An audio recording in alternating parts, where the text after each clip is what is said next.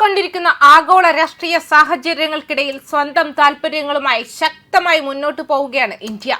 സംഘർഷ സാഹചര്യങ്ങളിലും തന്ത്രപരമായ തീരുമാനങ്ങൾ എടുത്തുകൊണ്ട് സമാധാനപരമായി മുന്നേറാൻ രാജ്യത്തിന് കഴിയുന്നുണ്ട്.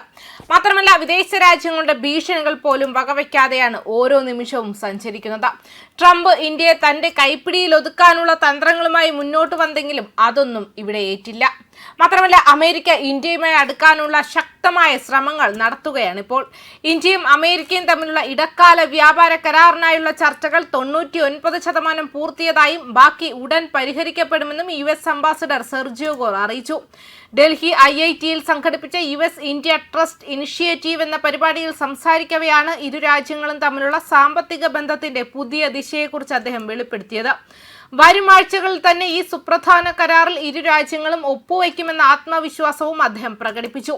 കരാറിന്റെ ബാക്കി കാര്യങ്ങൾ ചർച്ച ചെയ്യുന്നതിനായി അമേരിക്കൻ ചീഫ് ട്രേഡ് നെഗോഷിയേറ്ററുടെ നേതൃത്വത്തിലുള്ള ഉന്നതതല സംഘം ജൂൺ 1 മുതൽ 4 വരെ ഇന്ത്യ സന്ദർശിക്കുമെന്ന് ഗോർ പറഞ്ഞു. കഴിഞ്ഞ ഏപ്രിലിൽ അമേരിക്കയിൽ വെച്ച് ഇരു രാജ്യങ്ങളിലെയും ഉദ്യോഗസ്ഥർ തമ്മിൽ നടത്തിയ വ്യാപാര ചർച്ചകളുടെ തുടർച്ചയാണിത്.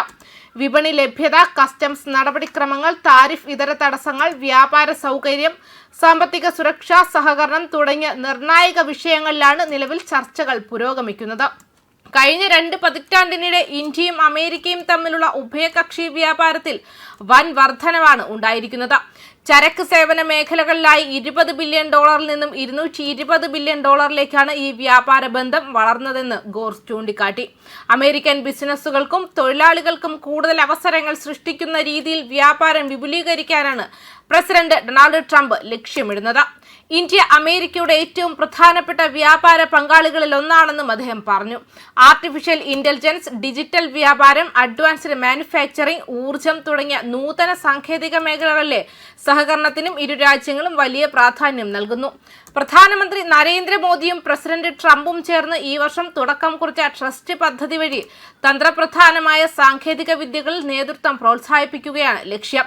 ഇതിന്റെ ഭാഗമായി ഇന്ത്യയിലേക്ക് അത്യാധുനിക AI ചിപ്പുകളുടെ കൈമാറ്റം അമേരിക്കൻ വാണിജ്യ വകുപ്പ് പുനരാരംഭിച്ചിട്ടുണ്ട്. ഔഷധ മേഖലയിലും ബഹിരാകാശ രംഗത്തും ഇരു രാജ്യങ്ങളും തമ്മിലുള്ള ബന്ധം അതിശക്തമാണെന്ന് അംബാസഡർ വ്യക്തമാക്കി. അമേരിക്കയ്ക്ക് ആവശ്യമായ ജനറിക് മരുന്നുകളുടെ 40% ഇന്ത്യയിൽ നിന്നാണ് ഇറക്കുമതി ചെയ്യുന്നത്. വരും വർഷത്തിൽ ഔഷധ മേഖലയിൽ ഉൾപ്പെടെ ഏകദേശം $20.5 ബില്യൺ നിക്ഷേപ വാഗ്ദാനങ്ങൾ ഉറപ്പാക്കാൻ US ഡിപ്ലോമാറ്റിക് മിഷനുകൾക്ക് സാധിച്ചിട്ടുണ്ട്. കൂടാതെ കയറ്റുമതി നിയന്ത്രണ സംവിധാനങ്ങൾ ആധുനീകരിക്കുന്നതിലൂടെ സാങ്കേതിക സഹകരണം കൂടുതൽ ദൃഢമാക്കാനാണ് ഇന്ത്യയും US ലക്ഷ്യമിടുന്നതെന്നും അദ്ദേഹം സൂചിപ്പിച്ചിട്ടുമുണ്ട്. ന്യൂസ് ഡെസ്ക് കർമ്മ ന്യൂസ്.